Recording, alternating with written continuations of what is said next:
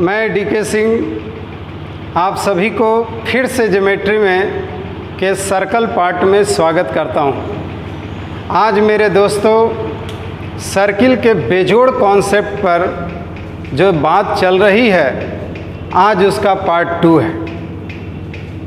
3 video आपको मिलेंगे, जिसमें एक वीडियो आपको मिल चुका है बेसिक इंट्रोडक्शन का। आज एक दूसरा पार्ट है जो थ्योरी का है, और एक तीसरा पार्ट भी आपको दिया जाएगा जिसमें मोस्ट इम्पोर्टेंट, जो डायरेक्ट आपके एग्ज़ाम में 1 मिनट का भी समय ना लगे, आधा मिनट में आप उत्तर बता सकते हैं, उन कॉन्सेप्ट को वीडियो 3 में दिया जाएगा। लेकिन आपको आज का दिन सबसे इम्पोर्टेंट डे है, क्योंकि आज मेन थ्योरम आपको बतला दिया जाएगा। मेरे दोस्तों, उससे पहले कुछ बेसिक बच्चों का कंप्लेन रहता है कि सर जी हमें कुछ अंग्रेजी में प्रॉब्लम हो रहा है, कुछ बच्चे कहते हैं कि सर जी हमें हिंदी में प्रॉब्लम हो रहा है, और इसीलिए सर जी कहें कि नहीं, थोड़ा सा छोटा सा वर्ड पर हम आपको चर्चा करते हैं। देखिए दोस्त, एक होता है सेकेंड, इसको कहते हैं बाबू छेदक रेखा। क्या होता है ये, तो ज़रा सा इसका इंट्रोडक्शन ले लीजिएगा। हल्का सा इंट्रोडक्शन लेना है दोस्त। जैसे कोई वृत्त है, कोई सर्कल है बाबू, हाँ ये कोई सर्कल है, ये कोई वृत्त है बाबू, और इसको एक छेदक रेखा छेद करते हुए पार कर जाती है। ये पार करके छेदक रेखा है बाबू, नहीं कोई को छेद कर देता है, मतलब इंटरसेप्ट कर दिया, तो छेदक रेखा हो गया। तो ये जो रेखा है बाबू, ये इधर से चली, ऐसे चली बाबू, ऐसे चली, और रेखा वृत्त को छेद कर दी, छेद कर दी, तो ये छेदक रेखा हुआ। और ये है P और ये है Q। तो ये है बाबू, यही जो है इसे सेकंड कहते हैं, छेदक रेखा कहते हैं। अब इसमें आपसे कहेगा कि ये वृत्त है, एक वृत्त है जिससे एक छेदक रेखा गुजरी है, एक सेकंड गुजरा है, और P और Q बिंदु पर वो इंटरसेप्ट करता है वृत्त को। तो आपको इस तरीका से एक कंस्ट्रक्शन बनाना होता है। अब बाबू देखिएगा बाबू, प्लीज बाबू एकदम ध्यान से खाली एक बार समझ लेना है। कहता है सेगमेंट ऑफ सर्किल, वृत्त का खंड। इस पर भी आपको पिछले क्लास में हमने वीडियो में समझाया था कि देखिए बाबू, ये हमारा एक वृत्त है, और वृत्त का ये जो चाप होता है बाबू, कोड, ये वृत्त को 2 भाग में बांट देता है। जो ये हमारा वृत्त खंड हो गया, एगो बड़ा वाला भाग और एगो छोटा वाला भाग, यही आपका वृत्त खंड है। ये जो दोनों पार्ट है बाबू, ये दोनों का दोनों आपको वृत्त खंड कहा जाता है, सेगमेंट कहा जाता है। अब ये बात भी ध्यान देने योग्य है कि बाबू ये बड़ा है तो बड़ा वृत्तखंड, ये छोटा है तो छोटा वृत्तखंड। इसको बाबू मेजर सेगमेंट और इसको माइनर सेगमेंट कहते थे। एक है बाबू चाप, इसको भी चर्चा कर चुके थे सर। चाप क्या होता था? तो चाप होता था जैसे कोई वृत्त है, अब वृत्त में ये जो है बाबू, ये आपका जो कोड है वो वृत्त को काट दिया। तो वृत्त को काट दिया, तो ये वाला जो भाग था दोस्त, ये वाला याद कीजिएगा पिछला वीडियो में बाबू, ये वाला जो भाग है इसे हम लोग आर्क कहते हैं। और ये बड़ा वाला है तो मेजर आर्क, ये छोटा वाला है तो माइनर आर्क है बाबू। अब एक है चक्रीय चतुर्भुज, ये केवल आपको बेसिक इंट्रोडक्शन दिखा रहे हैं सर। अब ये चक्रीय चतुर्भुज है, तो जैसे कोई वृत्त है बाबू, और वृत्त के अंदर में कोई चतुर्भुज ऐसा है जिसका शीर्ष वृत्त की परिधि को छूता है, जिसका चारों शीर्ष वृत्त की परिधि को छूता है। हम नहीं तो बाबू कहते थे बाबू, हम लोग कहते थे जनरली कि कोई वृत्त जाना ही चकवा में फंस गलो तो ओकरा चक्रीय चतुर्भुज कहा लिया। जैसे कोई चक्का है और उसी में बाबू एक चतुर्भुज के जैसा चारों कोण पर छू दिया तो इसको हम चक्रीय चतुर्भुज कहते हैं, जिसको अंदर में डिटेल से चर्चा करेंगे। एक होता है टेंजेंट। टेंजेंट कौन है? ये सब छोटा छोटा वर्ड आपको बाबू जानना ही होगा, हर हाल में जानना होगा। ये एक वृत्त है, ये उसका सेंटर था दोस्त, वृत्त का सेंटर, और इस सेंटरवा पर, सेंटर के पास में बाबू वृत्त को देखिए बाबू, हल्का सा छूकर कोई रेखा गुजर गई, छू के गुजर गया। अरे छुआ गुजरा, कहाँ पर छुआ है बाबू? छुआ कहाँ जी? तो सर जी ये पी पर छुआ, तो हम कहें कि ये जो छू कर गुजरी है, ये जो रेखा छू कर गुजरी है बाबू, इसे हम टेंजेंट कहेंगे। क्या कहेंगे? टेंजेंट। टेंजेंट को हिंदी भाषी क्षेत्र में स्पर्श रेखा के नाम से जानते हैं। अब देखिएगा बाबू, कोड कौन होता था? तो कोड वो होता था जो व्यास के अतिरिक्त वृत्त के अंदर में कोई रेखा अगर खींची जाती थी तो उसको हम लोग कोड कहते हैं। फिगर से बच्चा को देखने में बहुत सुविधा हो जाता है। अब एक है congruent triangle, congruent triangle, congruent circle. Congruent circle क्या होता है दोस्त? तो कहता है कि दो ऐसे वृत्त, अरे ऐसा दो गो वृत्त है बाबू जिसका त्रिज्या सेम है, R1। ई वृत्तवा का त्रिज्या है R2, इसका त्रिज्या R1, इसका त्रिज्या R2। और कॉन्ग्रुएंट जो सर्कल होता है दोस्त, उसमें रेडियस जो है वो ऑलवेज बराबर हो जाता। देख लीजिएगा एक बार फिर से, बहुत अच्छा बात, आपको भाषा का समस्या रह ही नहीं जाएगा दोस्त, भाषा का समस्या ही नहीं रहेगा। एक बार छोटा छोटा सा बात को ध्यान दे देना। क्या क्या बोले सर? एक होता है सेकेंड। सेकेंड क्या होता है बाबू? छेदक। जो वृत्त को छेद करते हुए गुजरती है उसको छेदक कहते हैं। एक होता है सेगमेंट ऑफ सर्कल, मतलब वृत्त खंड। इस पर पिछला बार भी चर्चा किए। जब कोई कोड वृत्त को काट दे, चाप वृत्त को काट दे, तब वृत्त दो भाग में बढ़ता है और वो दोनों भाग वृत्त खंड कहलाता है। आर्क, जब कोई कोड वृत्त को काटे तो ये जो परिधि पर का भाग जो छोटा वाला होता है उसको माइनर आर्क कहते हैं, और ये बड़ा वाला होता है उसको मेजर आर्क कहते हैं। एक है बाबू चक्रीय चतुर्भुज। तो क्या होता है चक्रीय चतुर्भुज? तो कोई भी वृत्त के अंदर में कोई ऐसा चतुर्भुज जो चारों शीर्ष को छूता हो, परिधि को, जिसका चारों शीर्ष परिधि को छूता हो, वही चक्रीय चतुर्भुज कहलाता है। एक होता है स्पर्श रेखा। तो कोई वृत्त को किधरों से, कहीं से भी बाबू, ऐसे भी हो सकता है कि छू के गुजर जाए, ऐसे भी छू सकता। ए बाबू ऐसे भी छू सकता। हाँ, अंदर ना जाना, ना ना ना ना ना, अंदर ना छुएगा, वो तो काटता है, अंदर काटता है। अरे कैसे कोई तरबूजा ले लिए आप और ऊपर से छू रहे हैं? अब ऊपर से छुइए, नीचे से छुइए, आगे से छुइए, पीछे से छुइए, अरे जने से मन होने से छूते रहिए। तो आप बाहर से न छुए, तब बाहर से छुए तो स्पर्श किए और वह हाथों भीतरी डाल दिए तरबूजा में। तो तरबूजा में भीतरी डाल दीजिएगा तो तरबूजा फटेगा तब न भीतरी जाएगा। ए बाबू, ये वृत्त कटेगा तब तो छेदक हो जाएगा। अब बाहर से छू छू के गुजरता है तो उसको टेंजेंट कहते हैं, स्पर्श रेखा कहते हैं। इन सब का बहुत बेजोड़ प्रयोग है दोस्त। इनके जानकारी के बिना आप सोचिएगा कि हम सर्किल सीख जाएं तो ना सीखिएगा। अब बचपन से आपको ज्योमेट्री नहीं समझ में आता, क्यों? क्योंकि आप छोटी छोटी बातों को नहीं समझते। अब आपको एक एक बात समझना है, क्योंकि सर ने वादा किया है कि सर्कल का जब पार्ट खत्म हो जाएगा तो आप ऑल ओवर इंडिया का कोई भी एग्जाम का क्वेश्चन बनाइएगा, क्वेश्चन देखते ही उड़ जाएगा। जितना कॉन्सेप्ट आपको सर देंगे उससे एक भी क्वेश्चन बाहर से नहीं आएगा दोस्त। एकदम 100 में 100 क्वेश्चन बनेगा। 99 उनसे बनेगा जो बिल्कुल कमज़ोर हैं, और 98 किसी से नहीं बनेगा। सारे के सारे वैसे ही, केवल ध्यान से कॉन्सेप्ट को सुनने की आवश्यकता। जब कॉन्सेप्ट खत्म होगा तो हम बाबू क्वेश्चन करवाएंगे यूपीएससी लेवल से लेकर के ग्रुप डी तक का जितना भी एग्जाम का क्वेश्चन आता है हम क्वेश्चन करवाएंगे।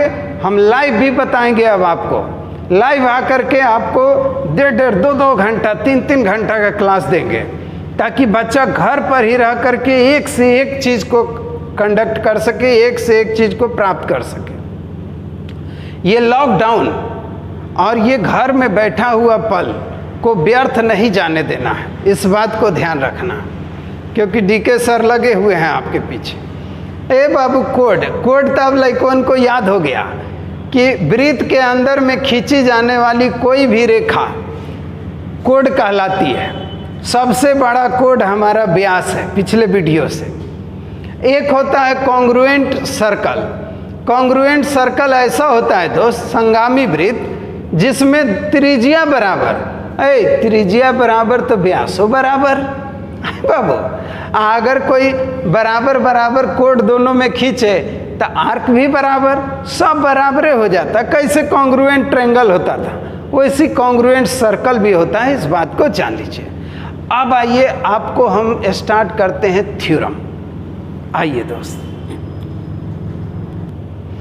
हाँ तो दोस्तों ये बात ध्यान रखना है कि अगर आप चाहते हैं कि सर्कल को हम बेहतरीन बना लें, भारत में सबसे अच्छा सर्कल का ज्योमेट्री का क्वेश्चन आपका बने, तो आपको 2 चीज़ पर बहुत ज़्यादा फोकस करना है दोस्त। एक कोड चाप और एक टेंजेंट स्पर्श रेखा।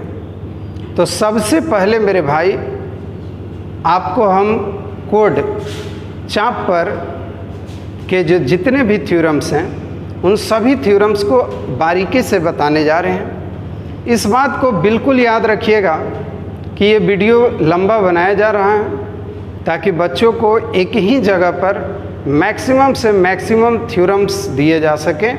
थ्योरम उस प्रकार से नहीं होंगे, पिक्चर सुनना है, पिक्चर देखना है और पिक्चर देख करके बाबू दिमाग में सेट करना है। जिन बच्चों के दिमाग में ना सेट हो पाता है वो दोबारा भी वीडियो देखें और एक कॉपी में एक जगह पर उसको नोट कर लें।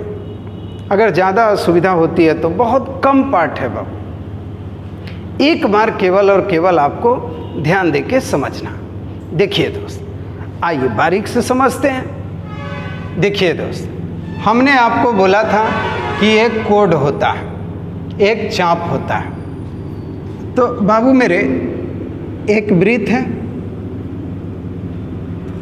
दम बारीकी से, ओडी परपेंडिकुलर है, लंब है।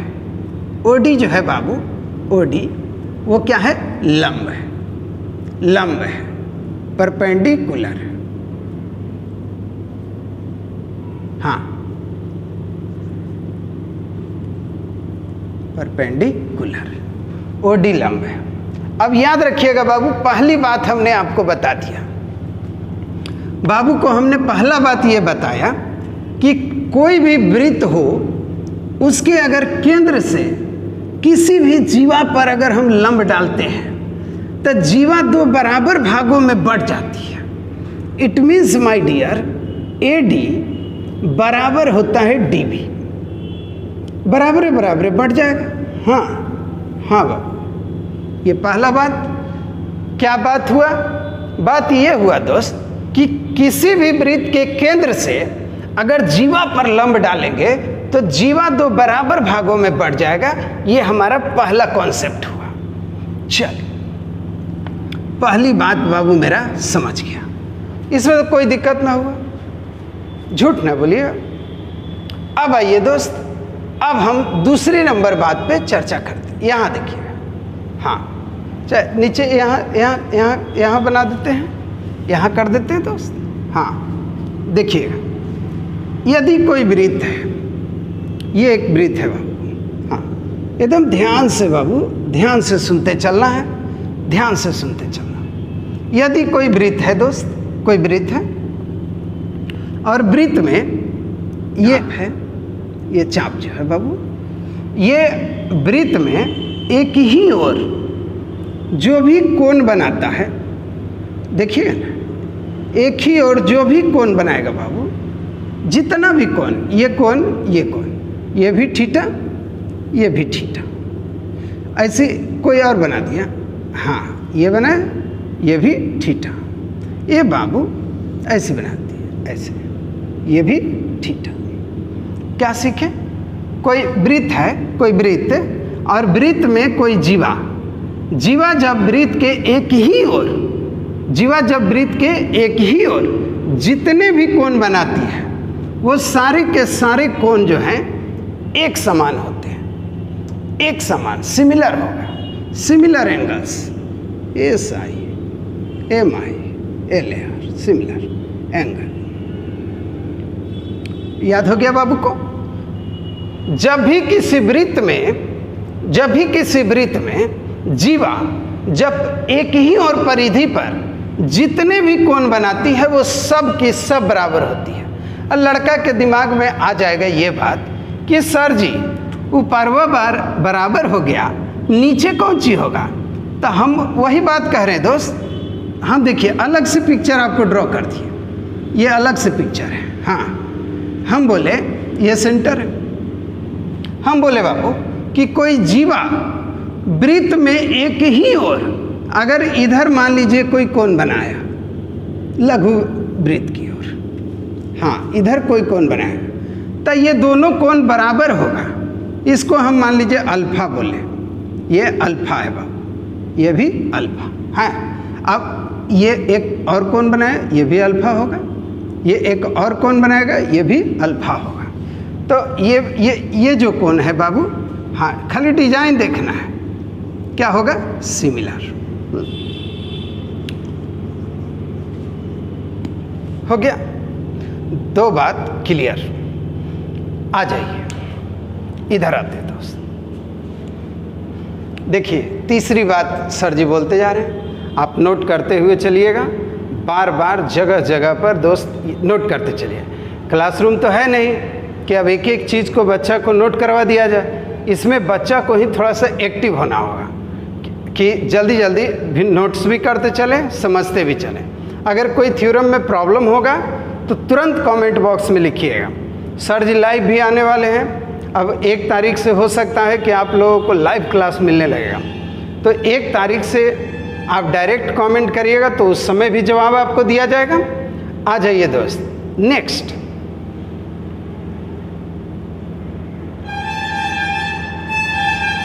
ये एक वृत्त है बाबू, एक वृत्त और उसमें एक जीवा कोड, ये एक है सेंटर। आए बाबू ध्यान देना, ये सेंटर है। अब जो जीवा है, अगर मान लिया जाए कि सेंटर पर कोई कोण बनाती है बाबू, और वही जीवा उसी ओर परिधि पर कोई कोण बनाती है। देखिए ये सेंटर पर बना कोण और ये परिधि पर बना कोण, यहाँ पर ए बी जो है आपकी जीवा है। डायरेक्ट फिगर्स को देखते ही समझ जाएंगे बाबू। अगर एक जीवा सेंटर पर कोई कोण बनाती है और वही जीवा परिधि पर कोई कोण बनाती है, तो ये जो सेंटर पर बनने वाला कोण है, ये परिधि पर बनने वाले कोण का दोगुना होता, 2x दोगुना। अगर बाबू मेरा लिखना चाहे तो लिख सकता है। कैसे लिखेगा? लिखेगा कि angle A O B, angle A O B, angle A O B, ये वाला, ये बाबू एंगल ए ओ बी, ये जो कोण बना बाबू, ये जो कोण बना वो दोगुना होता है किसका? Angle A C B, angle A C और बी। ये हो गया क्लियर बाबू? कहीं कोई दिक्कत हुआ? कोई दिक्कत नहीं है, कोई दिक्कत नहीं। क्या क्या बोले? अगर कोई केंद्र से जीवा पर लंब डाले, जीवा बराबर भाग में बटेगी। अगर कोई जीवा परिधि पर एक ही ओर कोण बनाती है तो वो कोण ऑलवेज सिमिलर होंगे, समान कोण बनेंगे। नेक्स्ट बात सर जी बोले कि अगर कोई जीवा केंद्र पर कोण बनाती है और वही जीवा परिधि पर कोण बनाती है, तो केंद्र पर, सेंटर पर बनने वाला कोण सरकमफ्रेंस पर बनने वाले कोण का दोगुना होता। याद हो गया? तीनों बात याद हो गया? आइए आगे बढ़ते हैं।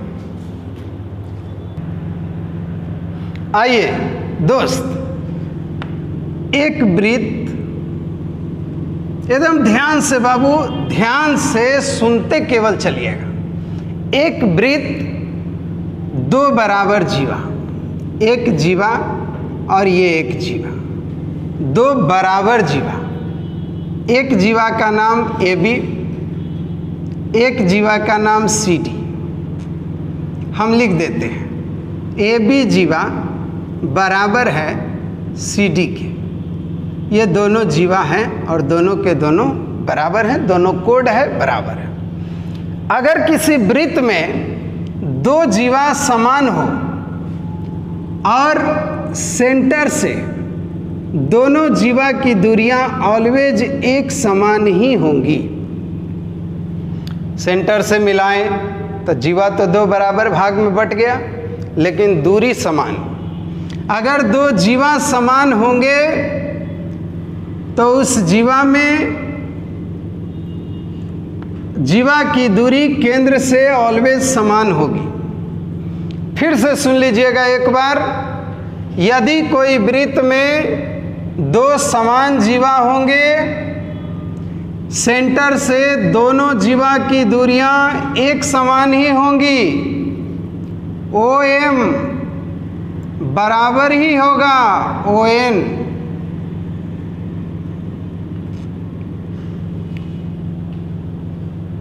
यदि कोई वृत्त में दो समान जीवा हो, केंद्र से, सेंटर से दोनों जीवा की दूरी एक समान, इक्वल होगी। जीवा बराबर, सेंटर से दूरी बराबर। यही याद रखना है दोस्त। अगला देखिएगा दोस्त, एकदम ध्यान से सुनते केवल चल जाना है बाबू। ये देखिए, इस पर बहुत क्वेश्चन पूछता है बाबू। कहेगा कि दो गो जीवा एक दूसरे से लड़ जाती है, जीवा जीवा से लड़ जाती है, बाबू भी लड़ता है, तो बाबू अपना लड़ता है, वैसे दो गो जीवा भी लड़ गया। एगो जीवा का नाम आप बोले थे AB, और एगो जीवा का नाम आप बोले थे CD, और दोनों जाके कहाँ लड़ा? तो O के पास, वहीं के चलते लड़ा। आपका पता किस लिए लड़े? देखिए बाबू, ये एक जीवा है और ये एक जीवा है। दो जीवा एक दूसरे से कहीं पर भी लड़ जाए या एक दूसरे को कहीं भी इंटरसेप्ट कर दे, तो ऐसे कंडीशन में याद रखना है कि AO, A से O की दूरी इनटू O से B की दूरी OB अब बराबर होता है बाबू OC, OC, OC, OC, और क्या बाबू? OD, OD, OD, OD। हाँ हाँ बाबू, अगर दो जीवा कभी भी एक दूसरे से लड़ जाती है, अगर दो जीवा कभी भी एक दूसरे को किसी बिंदु पर इंटरसेप्ट करती है, तो ऐसे कंडीशन में AO और OB का जो गुणनफल है वही गुणनफल OC और OD का भी होता है।